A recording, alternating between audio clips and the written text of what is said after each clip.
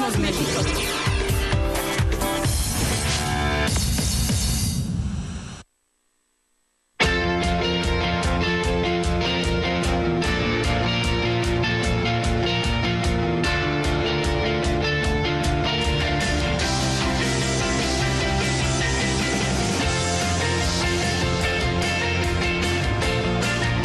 Guzmán Loera logró fugarse a partir de una estrategia que pudiera evadir todos los sistemas internos de seguridad diseñados conforme a estándares internacionales. Lo hizo de manera subterránea, mediante un túnel de alta tecnología con una profundidad de hasta 19 metros y una longitud de más de 1,5 kilómetros.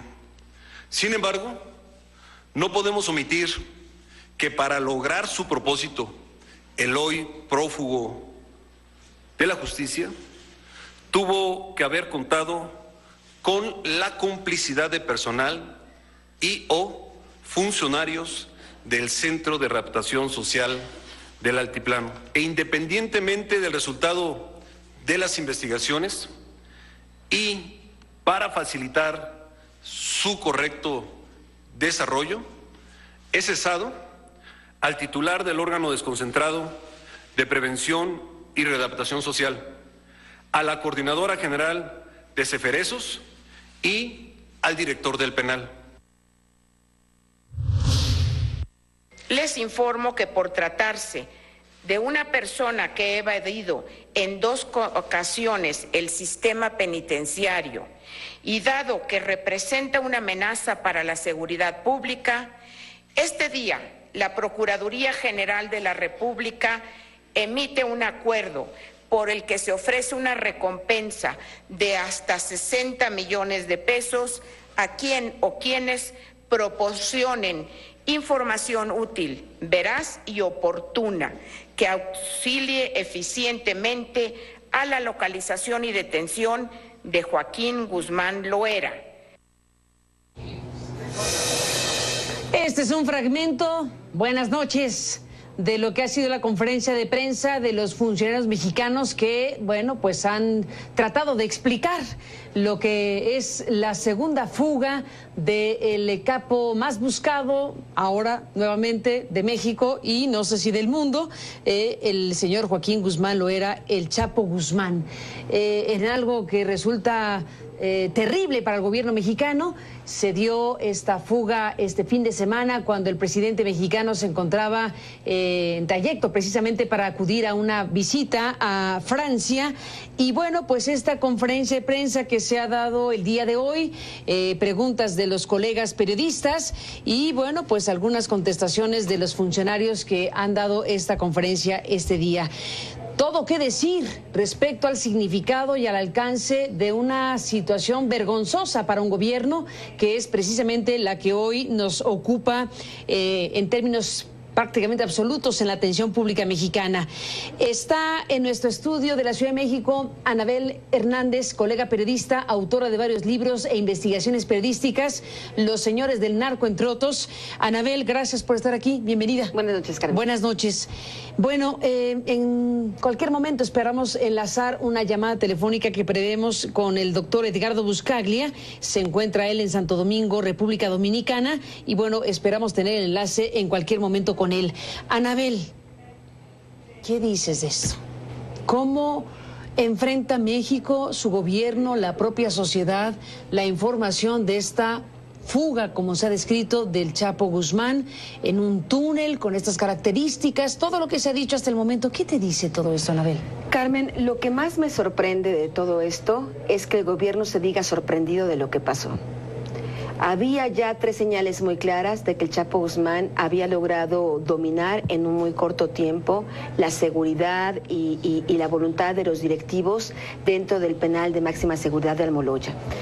Cuando fue detenido, capturado el Chapo Guzmán en febrero de 2014, yo que llevo investigándolo durante más de 10 años, tanto sus actividades como las actividades del cártel de Sinaloa, la verdad me di la tarea de estarlo investigando, qué es lo que estaba haciendo en el penal, cómo se estaba moviendo, porque la información que yo estaba teniendo afuera de gente cercana, con conexiones con el cártel, es que él seguía teniendo actividades de mando dentro de la organización criminal, de que él seguía aliado con el Mayo Zambada, de que el Mayo Zambada le mandaba al Chapo diariamente un abogado para que el Chapo desde ahí coordinara tanto sus asuntos personales con sus mujeres, con sus hijos, pero también los asuntos de negocios. Hubieron 3 señales claras, 3 focos rojos de alerta para el gobierno que el gobierno ignoró a propósito. El primero es la huelga de hambre masiva. A ver, fuerte lo que dices, ¿eh? Ignoró a propósito, es muy fuerte. Pero a ver, los 3.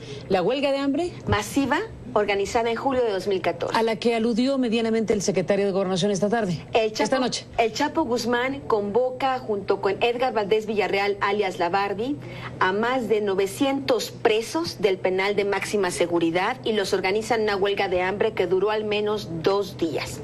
Cuando yo recibo esta información de los propios abogados de algunos internos, pues lo primero que me pregunto es, ¿y cómo lo hizo?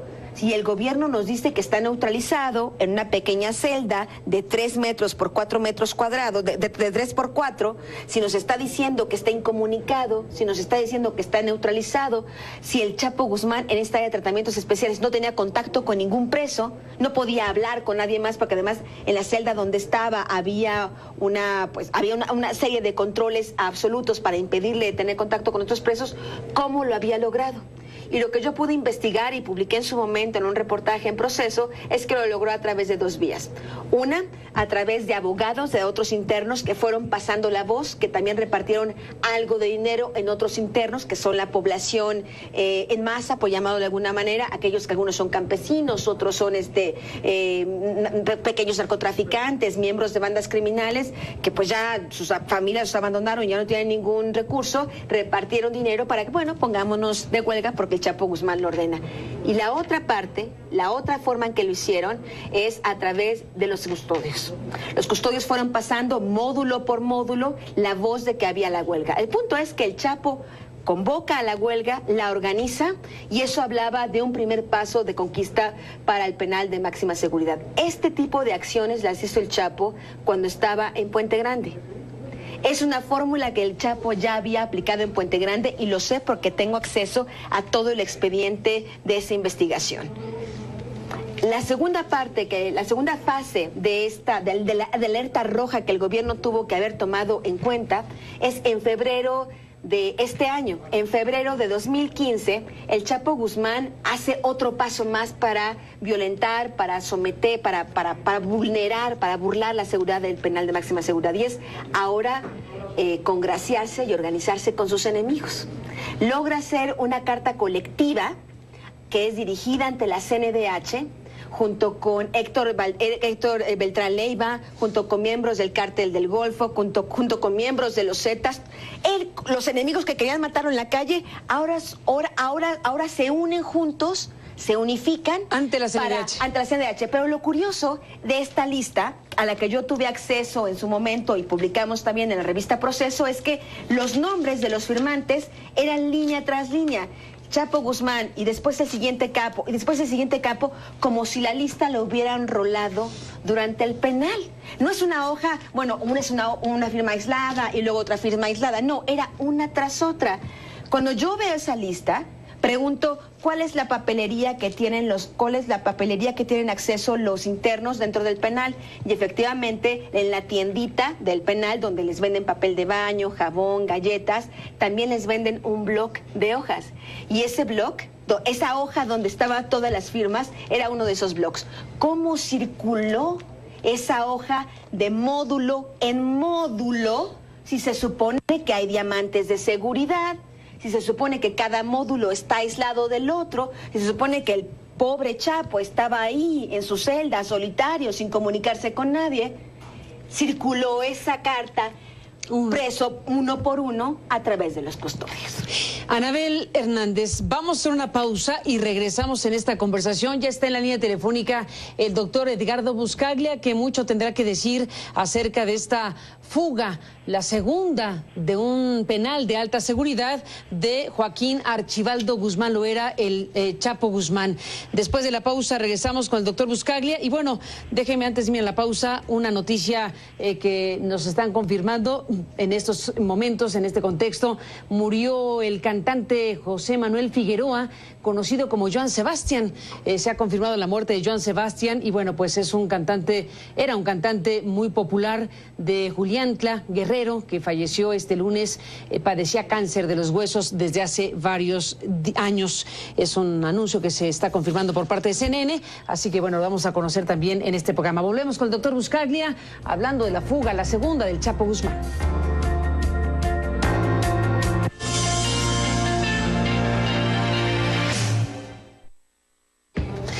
Bueno, está en la línea telefónica el doctor Edgardo Buscaglia, pero le pido un segundo solamente para que Anabel Hernández termine la lista de las 3 alertas. Te quedaste en 2 alertas que tú dices el gobierno mexicano o no vio o no quiso ver.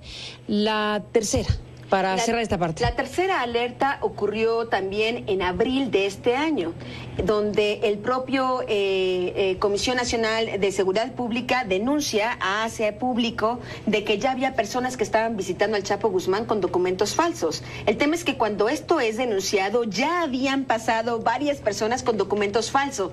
Eso significa ya el punto culminante de la violación total a todo el mecanismo de seguridad. Ya estás totalmente adentro del penal de una manera absolutamente ilegal, con una cadena, por supuesto, de corrupción. Ya estás adentro, ya está totalmente violentada la seguridad. Repito, esta información fue pública para el gobierno. ¿Por qué no hicieron nada? O si el secretario de Gobernación instruyó algo, pues a quién se lo instruyó, que evidentemente ignoró la instrucción. Doctor Edgardo Buscaglia, gracias por tomarnos esta comunicación. Buenas noches, bienvenido. Siempre es un placer, Carmen. Buenas noches, Anabel. ¿Qué te dice lo que está pasando, Edgardo? La fuga de una cárcel de alta seguridad del Chapo Guzmán.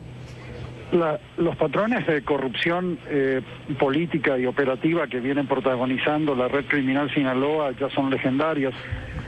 Es el grupo criminal que más infiltración de los estados ha demostrado en todo el continente. Es el 5º grupo criminal más importante del planeta y ante todo este hombre que se acaba de fugar, Guzmán Loera, es el artífice de las alianzas entre grupos criminales más sofisticados del continente. O sea, lo que está explicando Anabel es muy interesante porque su capacidad de tejer alianzas entre grupos criminales que supuestamente eran enemigos es un poco lo que está haciendo la red criminal Sinaloa en el territorio mexicano y en diferentes países donde opera.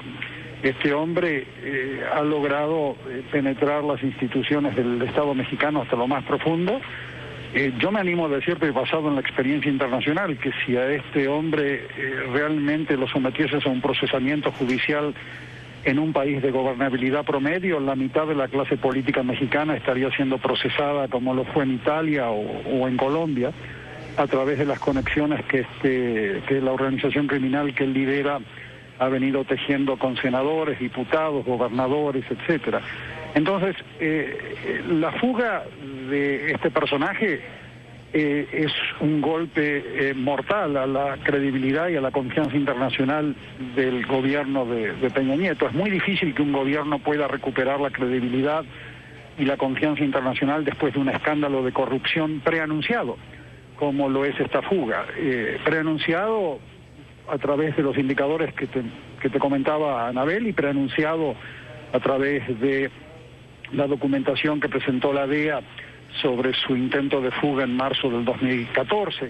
O sea, esto es un caso de corrupción generalizada que de alguna manera implica una penetración de todas las estructuras de seguridad. Yo no quiero entrar a describir lo que ya se estuvo describiendo en los periódicos y en tus propios programas, pero este hombre ha logrado generar un mecanismo muy sofisticado en su fuga, que implica que de alguna manera todas estas controles, de los cuales hemos estado hablando contigo por años, controles que brillan por sus vacíos de Estado en México, han permitido que los sistemas policiales y penitenciarios hayan estado protegiendo esta fuga institucional. Yo le llamaría una fuga institucional, ya que en México los sistemas penitenciarios son feudos de la delincuencia organizada y nada ha hecho esta administración para poder neutralizar esta situación que ya viene sucediendo en México desde hace muchos años. Sin embargo, lo que yo quiero es señalar una cosa, Carmen, desde aquí, desde la República Dominicana. En esta nueva hora oscura que está viviendo México, que ya sigue la línea de tragedias enormes como Ayotzinapa, los crímenes de lesa humanidad del ejército contra civiles, las Casas Blancas, y todo esto que ustedes han estado investigando, este golpe a la credibilidad de esta administración y del Estado mexicano, representa también una oportunidad.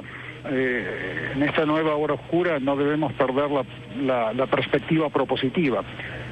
Guzmán Loera se escapa debido a que los controles institucionales en México brillan por sus vacíos de Estado. Y los sistemas penitenciarios, como te dije, y policiales que protegieron esta fuga institucional son feudos de la delincuencia organizada.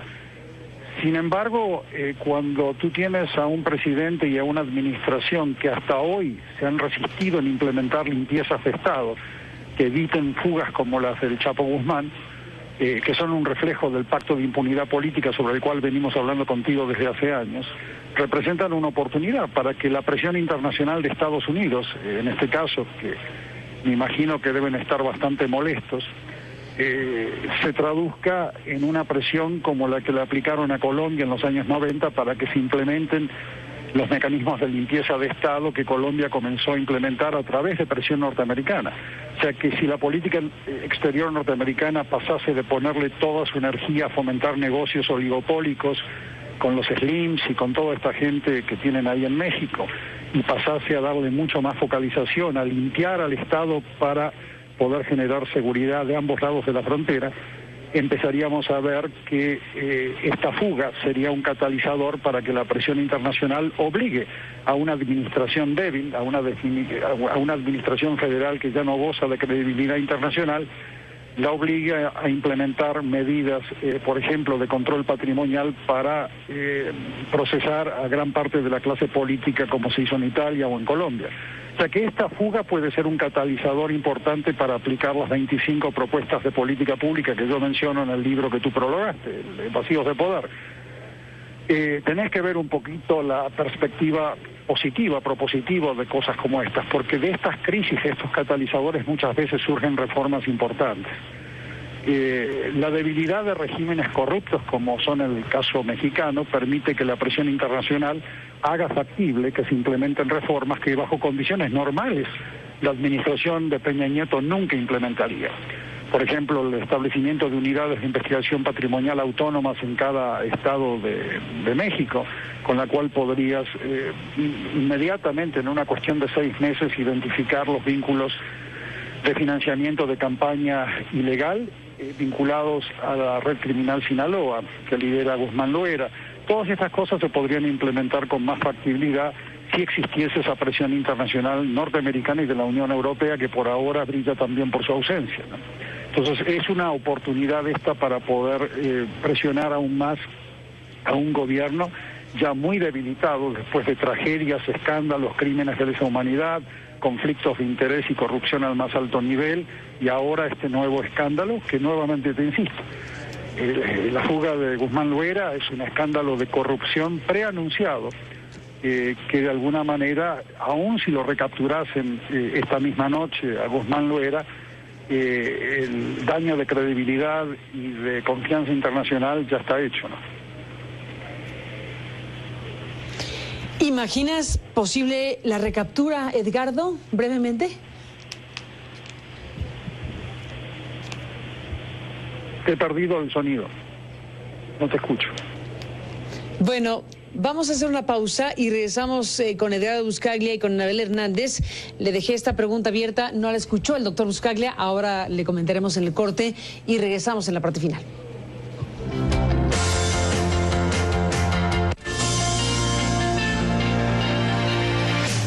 ¿Por qué no?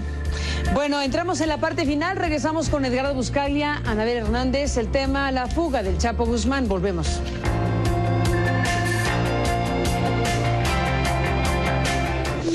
Bueno, se acabó el tiempo, Edgardo, Anabel, en un minuto prácticamente. Te preguntaba, Edgardo, hace un momento, si crees viable, factible realmente la recaptura del Chapo Guzmán. ¿Qué dices brevemente? Bueno, hay órganos de inteligencia extranjeros operando en México, o sea que de alguna manera esto no es solamente un operativo doméstico mexicano, o sea, para encontrarlo a este hombre. Es un suicidio político pensar que esta administración estuvo involucrada desde la cúpula misma en esta fuga. Los principales víctimas, digamos que los que están sufriendo el costo político de esta fuga son el presidente y Osorio Chong, que tengo entendido que quería ser presidente también.